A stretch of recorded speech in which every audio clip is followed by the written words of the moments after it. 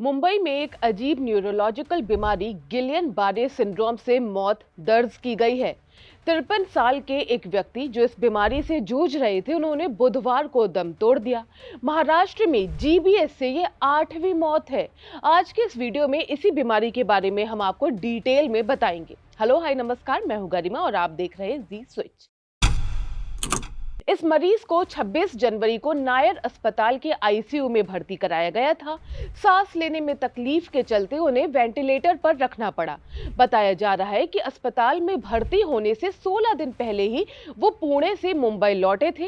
इससे पहले मंगलवार को पुणे के 37 वर्षीय ड्राइवर की भी जीबीएस के कारण ही मौत हो गई थी।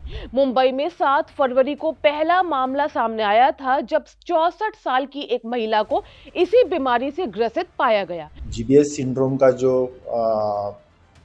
आजार है वो सिर्फ पानी से ही नहीं होता है, बल्कि वो दूषित अन्न, मांस, इससे भी हो सकता है।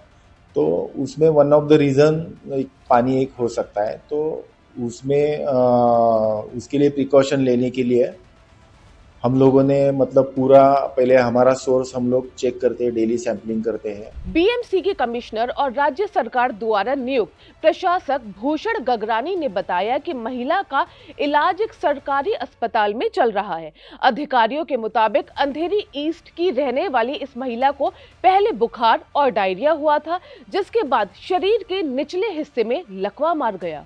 इस बीच महाराष्ट्र में जीबीएस के संदिग्ध और कंफर्म्ड मामलों का नंबर 197 तक पहुंच गया।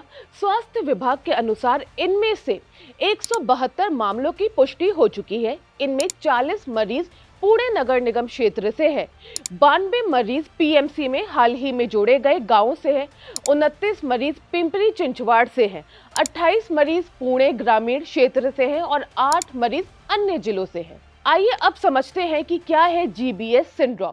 जीबीएस एक दुर्लभ ऑटो इम्यून बीमारी है, जिसमें शरीर का इम्यून सिस्टम गलती से खुद के ही नसों पर हमला करने लगता है। यह आमतौर पर किसी वायरल या बैक्टीरियल संक्रमण के कुछ हफ्तों बाद विकसित होता है और लकवे यानी कि पैरालिसिस का कारण बनता है। ये बीमारी अक्सर पहले पैरों से शुरू होती है और धीरे धीरे पूरे शरीर में फैल जाती है। लगभग 95% मामलों में ये पैरों से ही शुरू होती है, जबकि 5% मामलों में यह हाथों और चेहरों से भी शुरू हो सकती है। अब जानते हैं कि जीबीएस के लक्षण क्या होते हैं। शरीर में कमजोरी या झुनझुनी महसूस होना, हाथों पैरों में धीरे धीरे बढ़ता हुआ लकवा, सांस लेने में दिक्कत, बोलने और निगलने में परेशानी, अत्यधिक थकान और असामान्य हार्ट बीट, ये कुछ सिम्टम्स है। अब यहाँ एक सवाल ये है कि क्या जीबीएस संक्रामक यानी कि कंटेजियस है? जीबीएस ना तो संक्रामक है और ना ही जेनेटिक। इसका एक्चुअल रीजन अभी तक पता नहीं चला है, लेकिन माना जाता है कि ये इन्फेक्शन के बाद इम्यून सिस्टम की प्रतिक्रिया के कारण होता है। फिलहाल जीबीएस का कोई स्थायी इलाज अवेलेबल तो नहीं है, लेकिन समय पर इलाज से मरीज ठीक हो सकता है। As per media reports, doctors का कहना है कि जीबीएस तब होता है जब इन्फेक्शन से लड़ने के लिए बनी एंटीबॉडीज गलती से शरीर की नसों पर हमला कर देती हैं। इस कारण शरीर में ऊपर से नीचे तक लकवा हो सकता है। कुछ गंभीर मामलों में मरीज को सांस लेने में दिक्कत हो सकती है और वेंटिलेटर की जरूरत भी पड़ सकती है। जीबीएस के बढ़ते मामलों को देखते हुए केंद्रीय स्वास्थ्य मंत्री जेपी नड्डा ने 3 फरवरी को महाराष्ट्र के स्वास्थ्य अधिकारियों के साथ एक हाई लेवल मीटिंग की। इसमें जीबीएस की टेस्टिंग और ट्रीटमेंट प्लान पर डिस्कशन भी हुआ। जीबीएस एक गंभीर बीमारी है, जिसके मामलों में महाराष्ट्र में लगातार बढ़ोतरी हो रही है। एक्सपर्ट्स का मानना है कि इस बीमारी के शुरुआती सिम्टम्स को पहचान कर जल्द ही इलाज शुरू करना बेहद जरूरी होता है। जीबीएस से बचाव संभव नहीं है, लेकिन सही समय पर इलाज से मरीज की रिकवरी की संभावना काफी बढ़ जाती है।